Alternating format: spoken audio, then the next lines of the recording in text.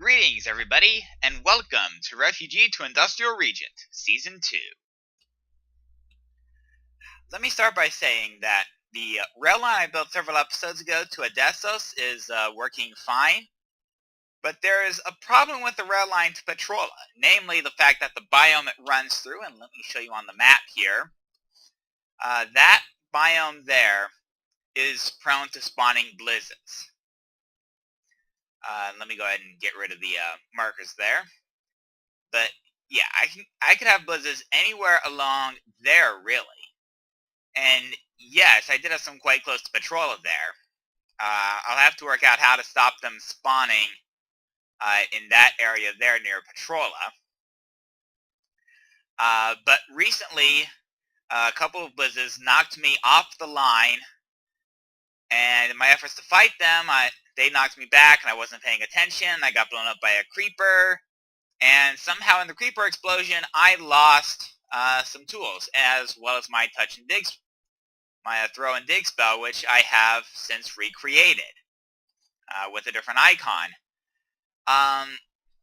Now, losing my hammer and my excavator were bad things. But I think I can recover.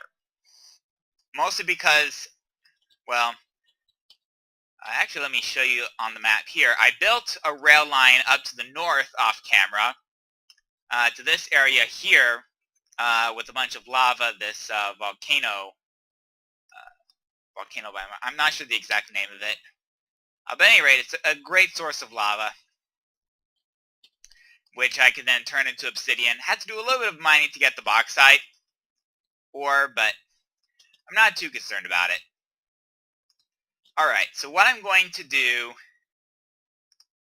is throw in,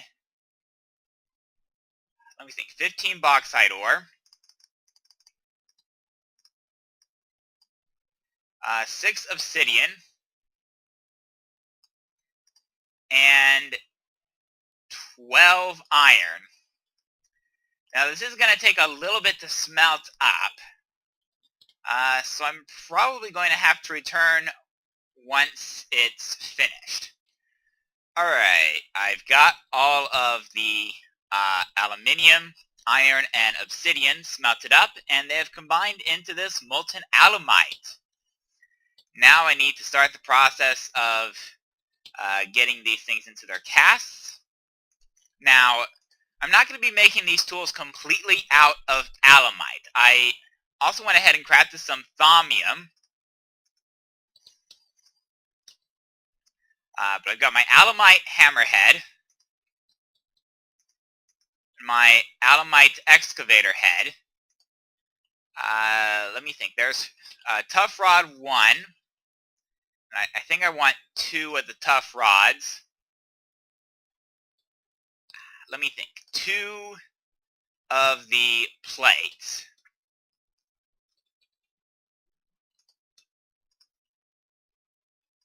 There's the hammerhead. There's the excavator head. And I'll go ahead and grab the pickaxe so that I can make the alumite pickaxe head as well.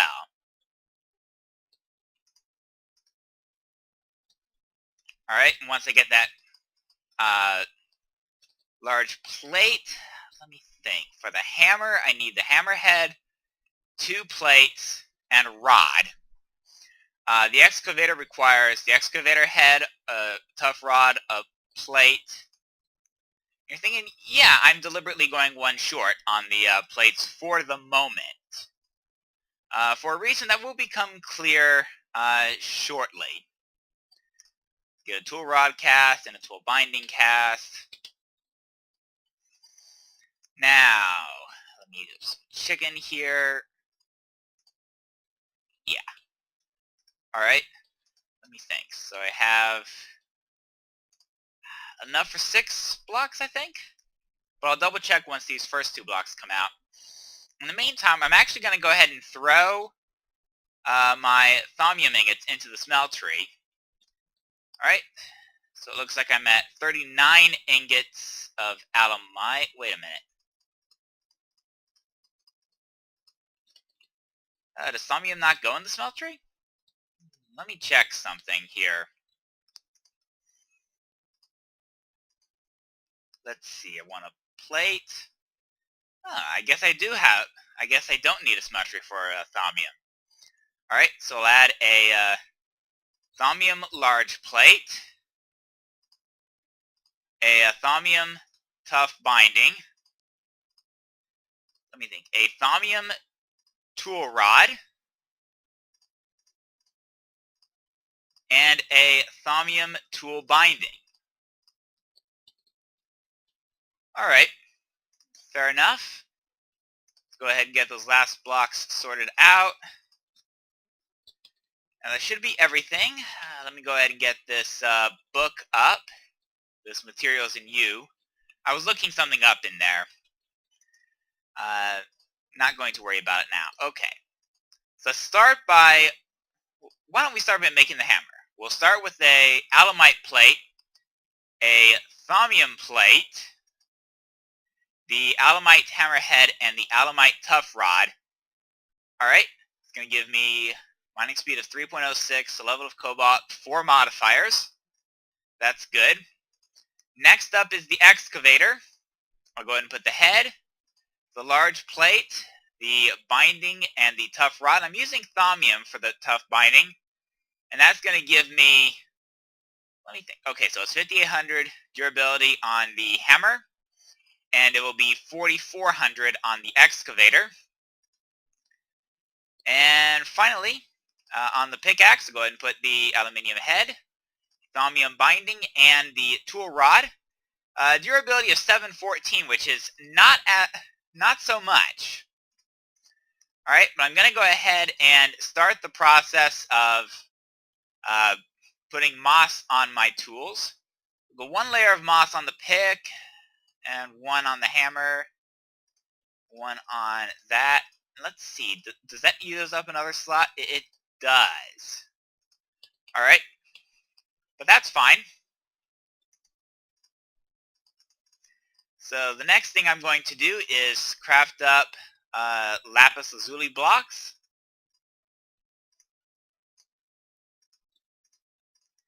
There we go. Alright. Now I'm going to go ahead and start applying lapis to the hammer.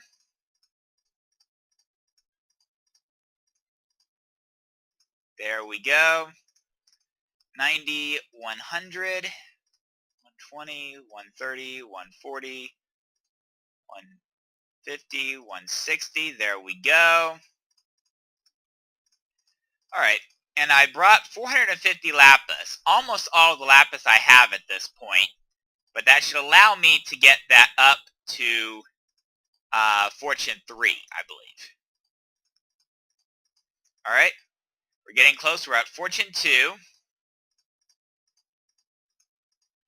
Alright.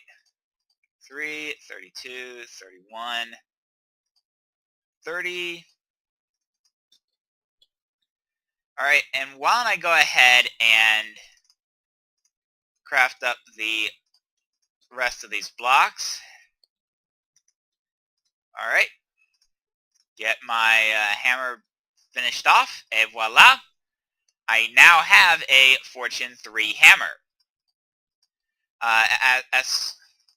For the excavator, I think it's most important that it have moss on it. So I'm going to moss 3. Ooh. I can even take it up to moss 4 if I wanted to. But I'll stick to moss 3 at the moment. Alright. And I'll probably go ahead and take care of the rest of the modifiers for that off camera.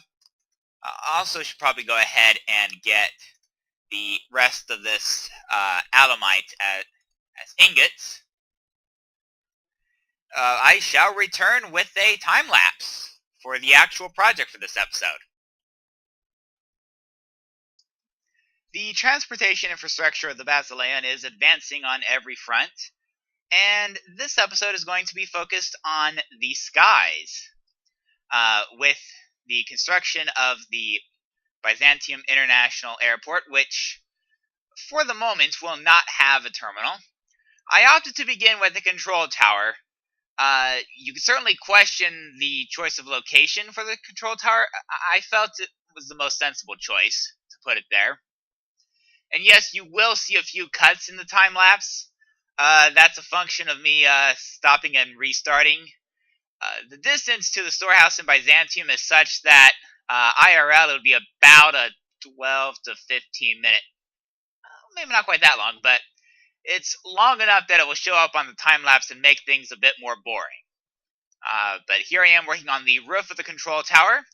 I've opted for glass windows and full panel on the sides facing the runways to ensure maximum visibility. I'm also laying stained clay covers, green and lime, in alternating strips. This has the dual advantage of making the lawn a bit more interesting and also making it less likely that peaceful mobs will spawn on the grass and wander onto the runway. I have since moved on to the taxiways. I've added one more taxiway connecting the parallel taxiway to one of the runways. I'm now in the process of laying out the taxiway structure to my hangars. There's hangar number 1, the floor of which is being built. And I'm clearing out a bit of land to build hangar number 2. Or at least the floor thereof. And there's another cut representing another trip to Byzantium for materials. Like I said, there will be more than a few of those. I think the time-lapse ended up in about 11 segments, I want to say. But anyway, there I am finishing up the taxiway that leads to the hangars. And given the distance involved, I'm kind of hard to see. And I do apologize for that.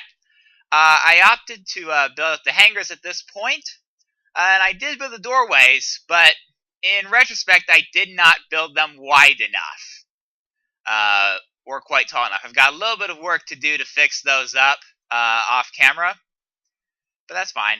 And here I am laying down a bit more lawn between the taxiway and the runway, and then around the control tower. Again, partially for visual interest, partially to prevent animals from spawning and wandering onto the runways and causing runway collisions and all sorts of other less than desirable stuff. Alright, and that's a non-trivial chunk of the lawn sorted out. A bit more to do now to take that intersection, or as much of it as I care to. I do have a little bit of terraforming to do there before I can call it completely finished. And now we shift camera angles to give a slightly better view to A, the construction of the train station for the general aviation area of Byzantium International Airport, and B, the actual construction of the runway. I've got the foundation laid out. Now it's time to actually lay it down. And I'm starting with runway 9, because as far as I can tell, if you're standing there and facing the runway, you're facing east. And then this runway that I'm working on now is runway 4. And there you're facing northeast as you start down that runway. And I've made it as far as the intersection. And once I get this intersection sorted out, I'll be switching camera angles again. And here we are for the 27 end of the east-west runway. And before another jump cut, the 22 end of the northeast-southwest runway. Now laying out more of runway 27, and then a cut before finishing off runway 22.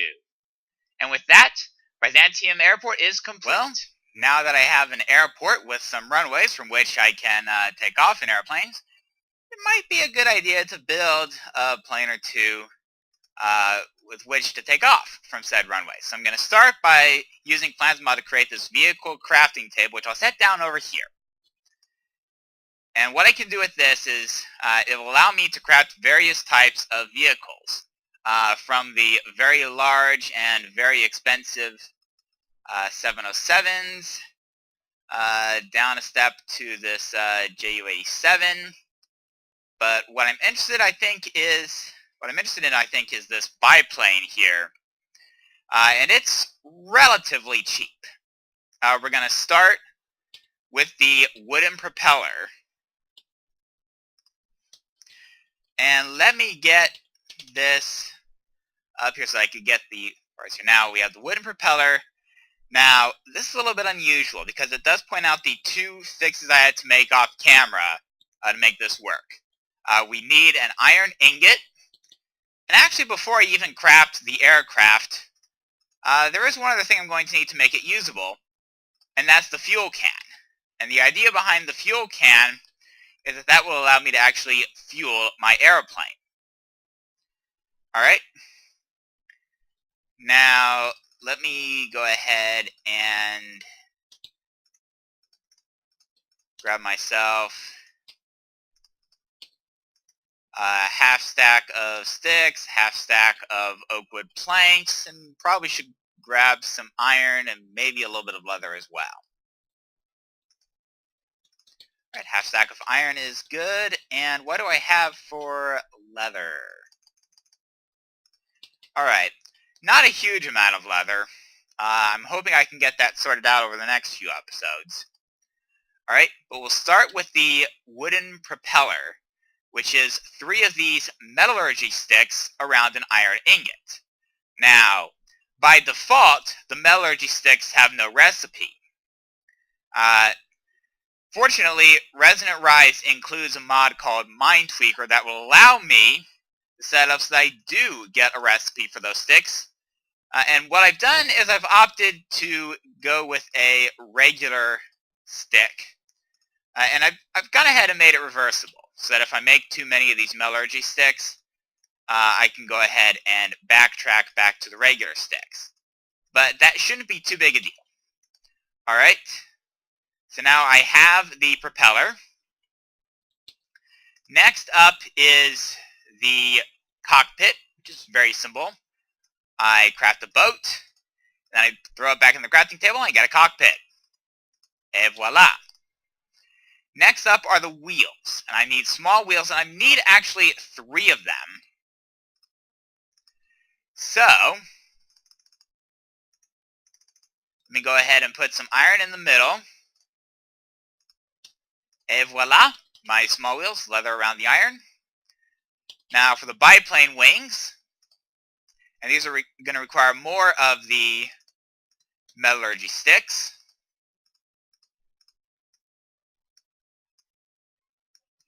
There we go.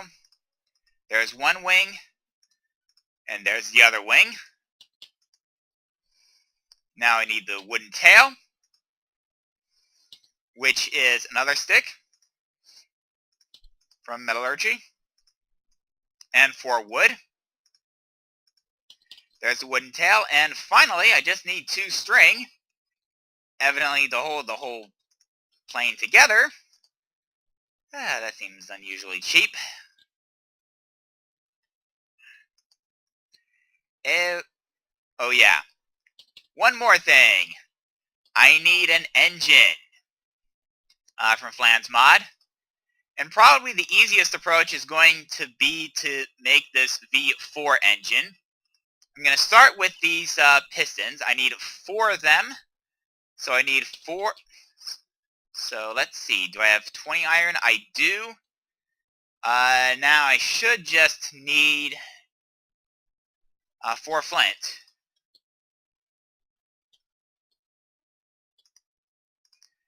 Now, let me see if I can figure out. There we go.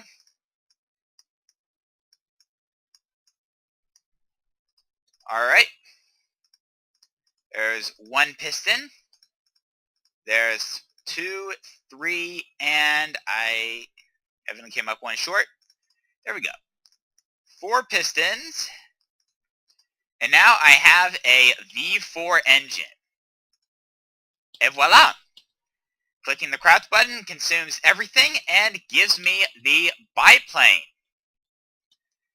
And I suppose I should actually go to the airport and then return. Now I know it's sunup, but I'd like to take off shortly after sunup, so I shall return in a bit. Alright, it's another morning at the Byzantium Intercontinental Airport. I think it's time to...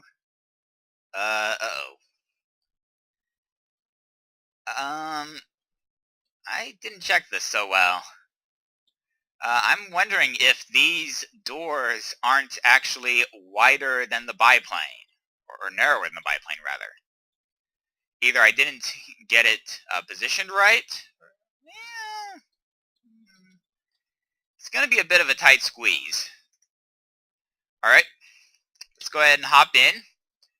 I'm going to go with fuel. I'm going to go ahead and put the fuel into the plane. Okay, phew.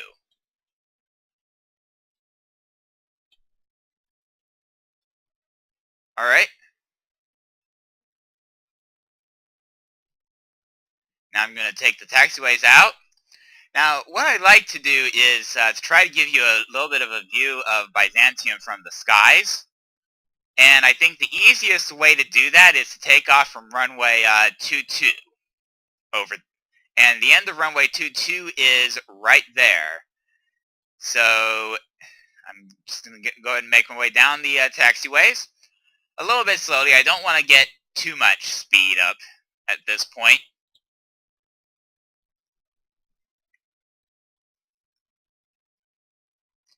Alright. We're getting close.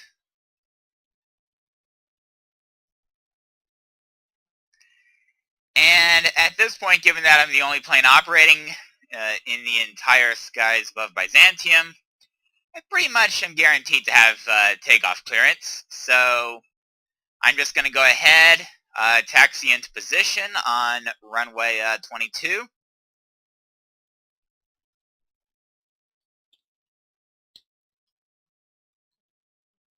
All right. And this is my stoppage point. Now, let's get some speed up.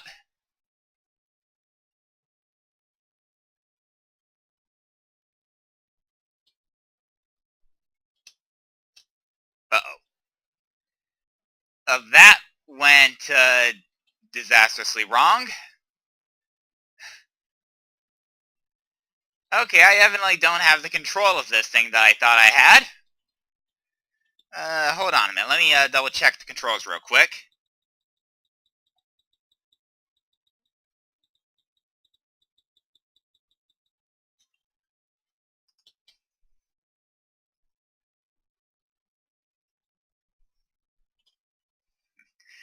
And yeah, that weird disaster did wipe out part of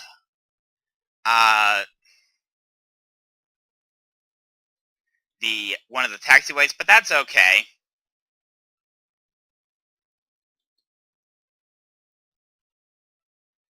Alright. And actually, let me check my controls real quick. No, that's not it. Flan's mod.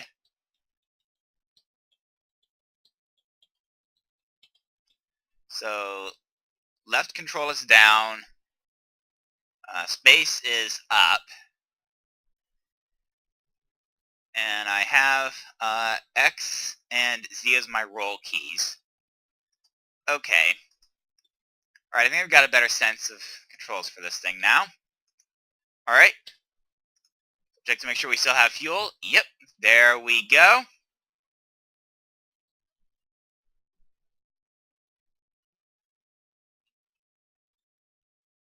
Hold on a minute.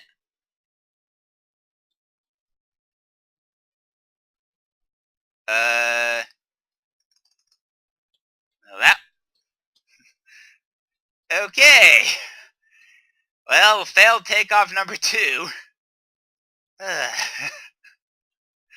You realize if this were reality, I would probably be dead at this point. Alright. Well,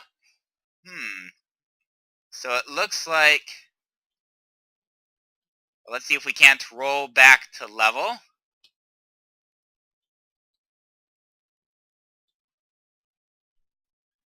Get our nose down a little bit. So that we have something a little bit more usable, and hey. And I'll have to keep in mind that torches evidently do have an impact on this. Also, the world is not loading as much as I would like.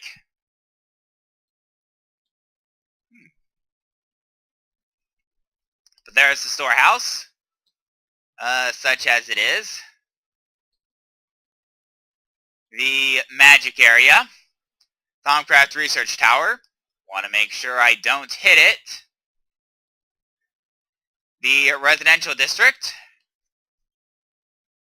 which will be almost completely rebuilt this stage. Ye olde tree farm. The library. The Imperial Estate, which will be completely rebuilt. Ministries, hospital.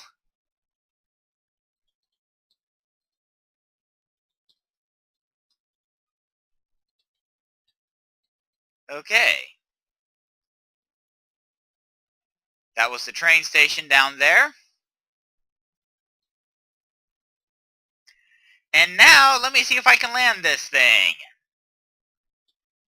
Of course, the world loading isn't exactly helping.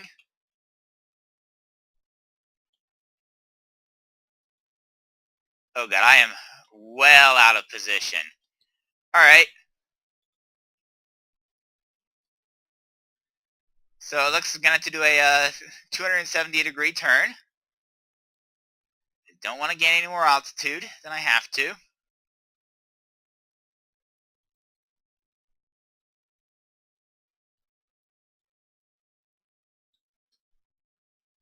Okay.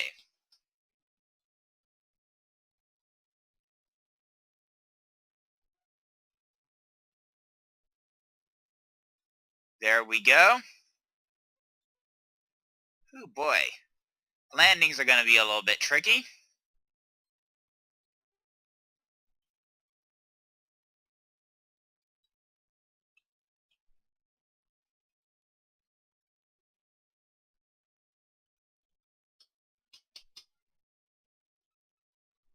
There we go.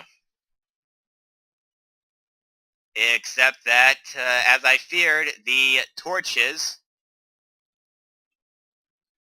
are messing me up. And unfortunately, I don't really have any better solution for lighting these paths at this point in time. Keep in mind, I don't believe I have any access to glowstone. Alright. Well, that was a not horrendously unsuccessful first flight.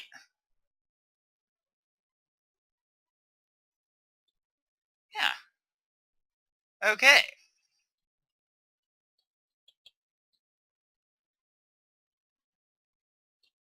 There we go. Alright, I'll go ahead and recollect the biplane.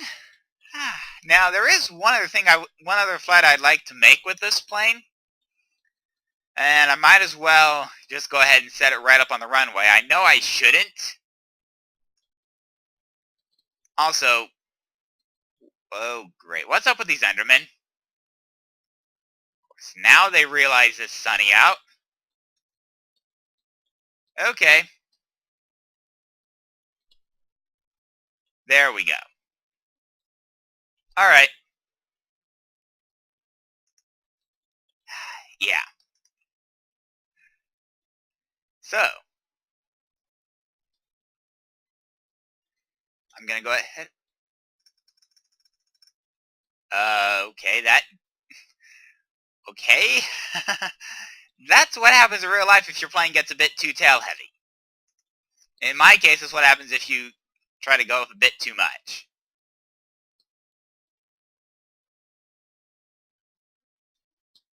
Alright.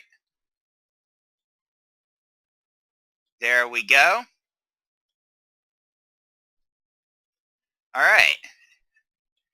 So, as I take off to the east, let me point something out on my map real. can't access my map mid-flight. But basically, there is an ocean to the east of Byzantium. You can see it there. And I want to know what's on the other side. Let me check. How's my fuel level? Oh yeah, I've got plenty of fuel. I should be able to make this flight easily. But I won't be showing you what I find on camera because I simply don't have enough time. So, I will see you next time, everybody, with the results of my explorations to the east.